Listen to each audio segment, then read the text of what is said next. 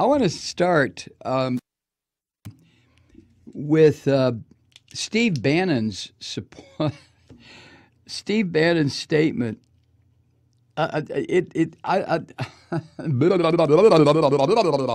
is how I feel. This is how I feel. I'm sure you do too. Every day. The shit that goes down from this phony ass president, this lying scum sucking president, and the ever widening circle of legislators in this country who are starting to suck up to Donald Trump. It's really becoming scary. Becoming? Well, let me rephrase it. It's becoming scarier. And it's also becoming more desperate.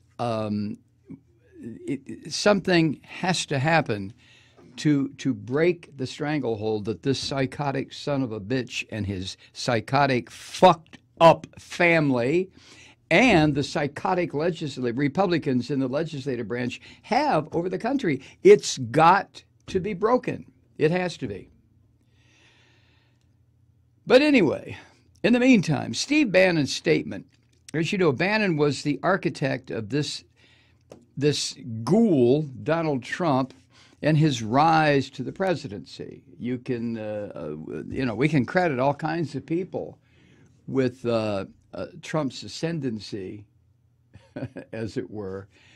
But the chief architect was this dumpster diving son of a bitch, Steve Bannon.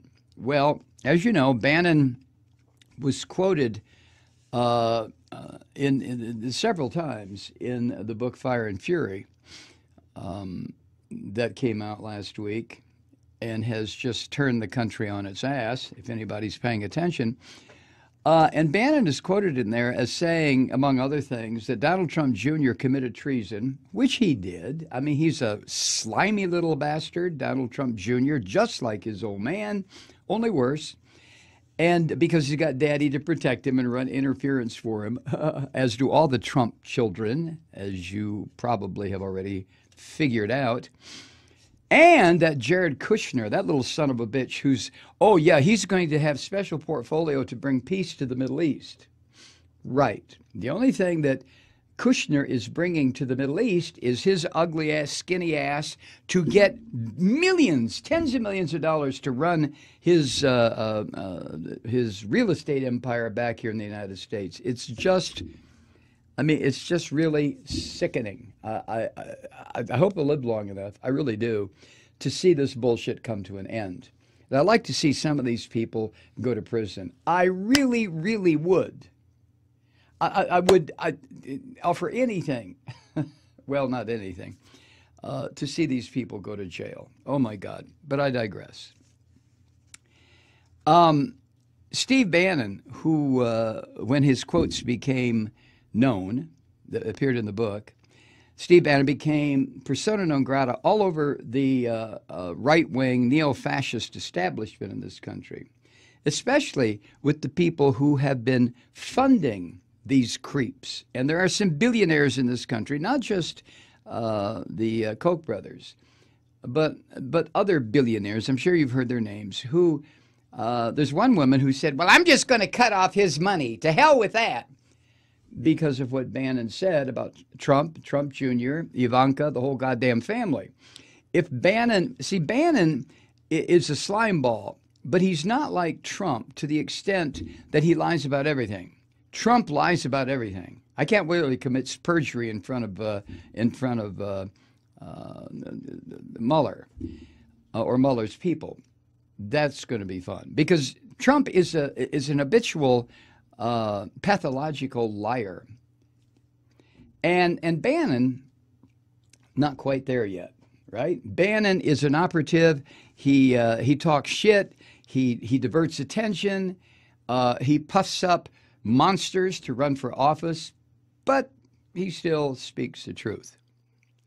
This is what he sent to the New York Times. Quote, Donald Trump Jr. is both a patriot and a good man. This is a guy who said he committed treason. He has been relentless in his advocacy for his father and the agenda that has helped turn our country around. You know, every time I see that, what the fuck are they talking about? Turned around from what? From what? Unemployment has been dropping for the past, 80 months or 70, whatever? The stock market has been going up for the past, 5, 7, 9 years? What is it they've turned around? But never mind. Never mind. See, they turned it that quick. They turned it around. Oh, yes. Bullshit. Anyway, Bannon goes on, my support is also unwavering for the president and his agenda, as I have shown daily in my national radio broadcasts, on the pages of Breitbart News, and in speeches and appearances from Tokyo and Hong Kong to Arizona and Alabama. President Trump was the only candidate that could have taken on and defeated the Clinton apparatus. I am the only person today to conduct a global effort to preach the message of Trump and Trumpism. Trumpism sounds like something that you get in your lower gut that makes you run to the toilet all the time. Trumpism. What do you got? What's the matter? I got Trumpism. Oh, Jesus, you got enough toilet paper in there? Yeah, but I've got Trumpism. And I remain ready to stand in the breach for this president's efforts to make America great again. He's going to stand in the breach. My comments about the meeting with Russian nationals came from my life experiences. Here's the part I love. As a naval officer stationed above a destroyer whose main mission was to hunt Soviet submarines, to my time at the Pentagon during the Reagan years, when our focus was the defeat of the evil empire. Yeah, Bannon, you were so fucking key in all this crap, weren't you? Yeah, of course you were. And to make films about Reagan's war against the Soviets and Hillary Clinton's involvement in selling uranium to them. My God, my God, my God. Hillary Clinton, the new Emmanuel Goldstein. We've already talked about that. Emmanuel Goldstein, of course, being the object of Big Brother's 2 minutes of hate every day, or whenever it was, right? Where was I? My comments were aimed at Paul Manafort.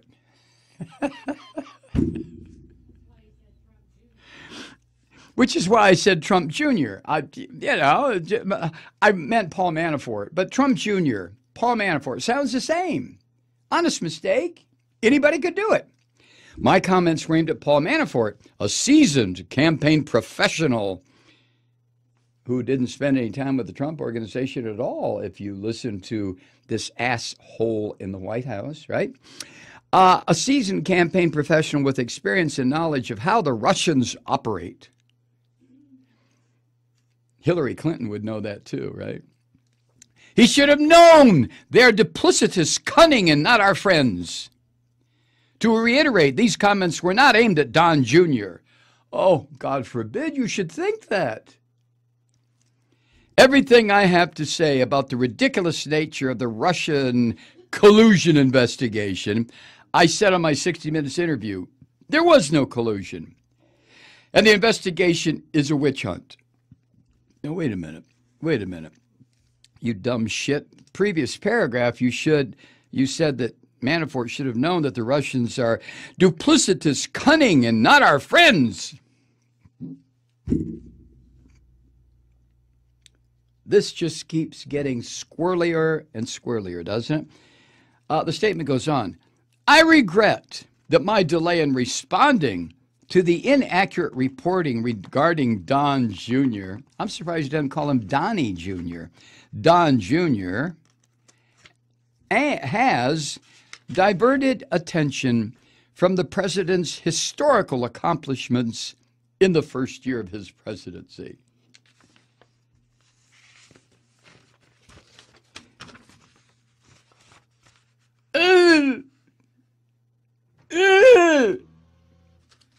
See, the really rough part for Bannon came when he found out that Mrs. Mercer this psycho billionaire who because she's a billionaire, her and her fucked up husband, they can mess around with our democratic system. They're crazy. They're like any Nazis any place on earth who have billions of dollars. They get so fucking bored.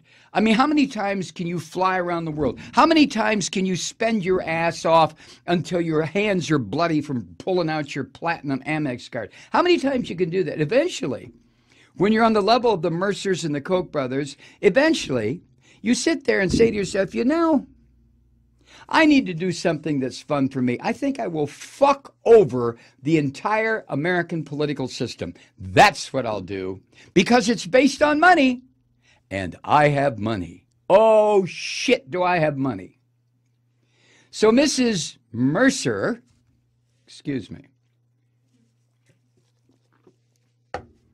Mrs. Mercer puts the word out. She's the one been funding Breitbart and Bannon and all these sick fucks that have been running around the country because she's one. She puts the word out. She's going to cut Steve off. No more for you. No soup for you. And in addition, she's thinking maybe possibly cut off the flow of lifeblood to the Breitbart sewer, which is where Mrs. Mercer apparently loves to go and hang out on the internet. I doubt seriously if she actually goes to the Breitbart sewer, although she might. So Mrs. Mercer puts out the word that she's going to suck back her money. Oh, my goodness. That's when Bannon issues this statement. Bannon's credo has been never apologize, never explain. Now, of course, that credo works if you never do anything as shitty as he's done that requires an apology, A, and B, if you're so clear, if you display clarity in your actions where it doesn't need an explanation. But that's not the Trump gang. The Trump gang, oh, fuck them. I mean, there's no way that they could adopt the idea of no apology, no never apologize, never explain. They can't adopt that. I mean, they did. That's what they have. That's their basis. But it's based on bullshit. So much for Steve Bannon's half-assed little statement about, oh, I didn't mean Don Jr. How did the author of the book get that idea? Don Jr., Paul Manafort. What? They sound alike, so it's an honest mistake on the author's part, not my part. I never would have said Don Jr., even though I think he's a weaselly, greasy little prick. Never would I say that about him.